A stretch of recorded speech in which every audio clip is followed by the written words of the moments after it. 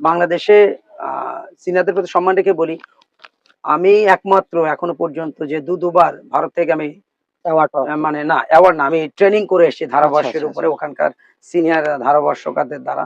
এটা 90 দশকে।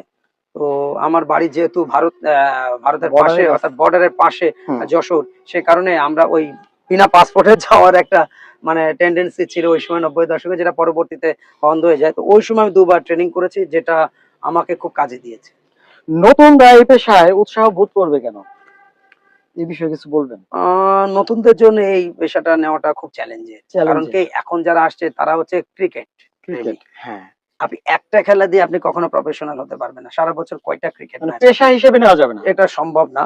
আপনি যদি আমার মতন যদি হতে পারেন, আমার শুধু ধরেন জাতীয় বা আন্তর্জাতিক খেলা বলে না, আমি আপনার বিভিন্ন বাহিনীর খেলায় আমার যেতে হয়, যেমন সেনাবাহিনী, নৌবাহিনী, বিমান বাহিনী, পাশাপাশি পুলিশ, র্যাব, তাদের খেলাগুলোতে আমাকে ইনভাইট করা হয়। পাশাপাশি জেলা প্রশাসক, বিভিন্ন জেলা বিভাগীয় কমিশনার, তাদের টুর্নামেন্ট, যুব ক্রীড়া মন্ত্রণালয়ের টুর্নামেন্ট, প্রাথমিক ও গণশিক্ষা মন্ত্রণালয় যে স্কুল ফুটবল টুর্নামেন্ট, যেটা 10 সাল থেকে শুরু হলো, সেটা জাতীয় পর্বের ধারাভাষ্য উপস্থাপনার দায়িত্বটা আমার উপরে পড়ে।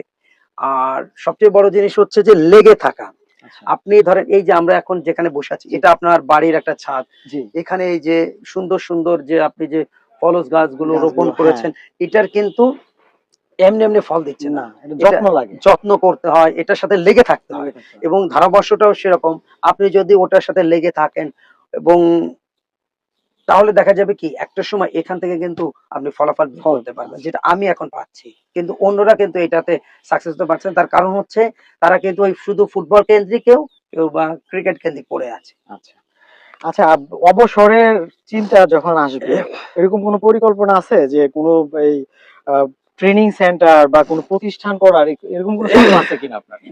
ট্রেনিং সেন্টার করাটা অনেকদিন ইচ্ছা আছে, বাট আমি ট্রেনিং সেন্টার করব না।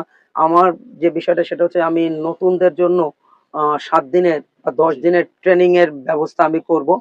সেটা হ্যাঁ কোর্স, এবং সেটাতে ধরেন প্র্যাকটিক্যাল এবং থিওরি দুইটাই থাকবে। তাতে হবে কি ইয়াং জেনারেশন উপকৃত হবে। এবং আপনাকে একটা জিনিস বলি যে এখন অনেক ইয়াং জেনারেশন বাংলাদেশের বিভিন্ন জেলা উপজেলা থেকে আমাকে ফোন করে, এবং তারা আমার ওই জীবন কাহিনীটা দেখে ওরা কিন্তু অনেক ইন্সপায়ার হয় যে আমি